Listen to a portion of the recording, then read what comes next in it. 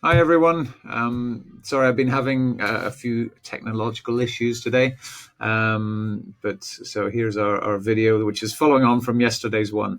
They say that 24 hours is a long time in politics, but in the modern world of viral pandemics, it's even longer, and especially when all my notes from yesterday have somehow disappeared. So excuse me if I come across a little more touchy than normal, but I really, really hate computers.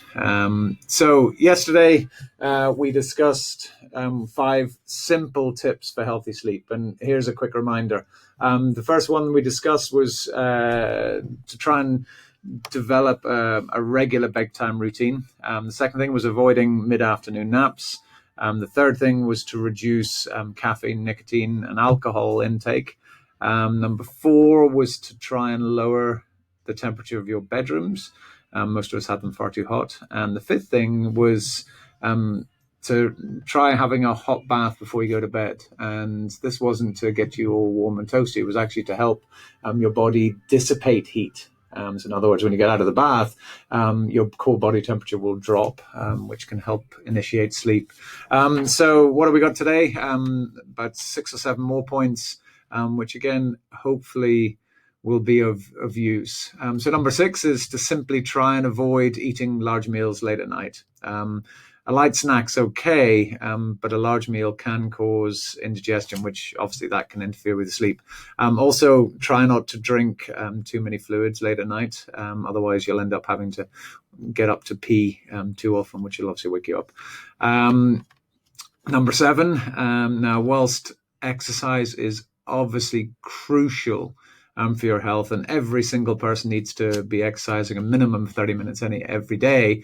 My advice here is just don't exercise right before you go to bed. The reason being is that exercise, again, elevates your body temperature for an hour or two after exertion, which we just mentioned, can then make it more difficult for you to initiate and therefore fall asleep. So, exercise a good 2 or 3 hours before you go to bed is advisable. Number eight, try and relax before you go to bed. Now, for those of you who work full time and have kids, oftentimes in our really busy lives, this is something that gets completely neglected. But any relaxing activity, such as reading, meditating, listening to music, anything like that in the evening is really, really beneficial. And it just, again, just helps to sort of calm your body down. Number nine is the advice is basically trying to get the right amount of sun exposure, which is critical for regulating our sleep patterns. Now, according to research, you should try and get outside in natural sunlight for at least 30 minutes every single day. Now, obviously, in our northern hemisphere, sunlight can be a challenge and is at a premium. So what you can try and do is use the artificial light in your house. So when you wake up in the mornings, just turn the lights on really, really bright, really, really full. And then in the evening, do the opposite, turn the dimmer switches down, just make it much more sort of romantic and ambient lighting, which is good. Number 10, don't lie in bed awake. Now, this probably sounds counterintuitive, but if you find yourself tossing and turning and lying there staring at the ceiling for 30 minutes or so after you've gone to bed, or indeed you're starting to get anxious or stressed, well, then the best thing you could do is just literally get up out of bed and go and do some other activity. Again, if it's relaxing from there, until you start feeling sleepy again, and then you try and go back to sleep. Number 11, try and limit your screen time in the evenings. Now, the reason for this is that the blue LED lights that our wonderful technology uses wreaks havoc with your body's production of your sleep hormone, melatonin. And this then messes up your ability to fall asleep. Now, unfortunately, about 90% of us regularly use some form of portable electronic devices 60 minutes or less before heading to bed. So if you have to be on your smartphone, at least install some of the software that gradually decreases the harmful blue LED lights as the evening progresses. I think Flux is one of the ones I've got on our computers and stuff. So certainly download one of those programs. That would help.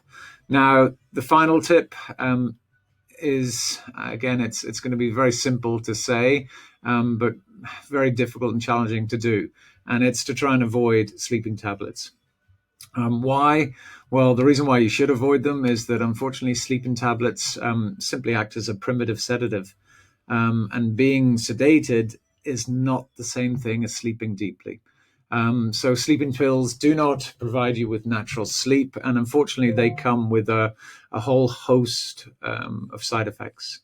Including an increased mortality risk due to increased cancer and stroke risk, but also an increased risk of fatal car accidents because of the grogginess that you feel the next day. And they also come with an increased risk of falling, which, particularly in the elderly, can be incredibly dangerous and damaging. And what's worse is that research also has shown them to be absolutely no more use or effective than a placebo. Now, apologies for the doom and gloom, but another real problem is what's called rebound insomnia. In other words, when you try and come off them, you suffer from withdrawal symptoms, and in with sleeping tablets, they're pretty severe. Now, if you're still not convinced that they can be dangerous, I can assure you that Big Pharma may not have your best interests at heart. Now, that might sound quite cynical. However, when you realize that the original Star Wars movies, which was one of the highest grossing films of all time, they required more than 40 years to amass $3 billion in revenue. Whereas it took Ambien all of 24 months to amass $4 billion in sales profit. Now, I don't know about you, but to me, that's a huge number. And one I can only imagine influences Big Pharma's decision making. Anyway, on that note, I've loved you all and hope you get a better night's sleep tonight, and hope you find these tips useful, and stay safe, stay healthy, and stay happy. And we'll see you tomorrow. God bless.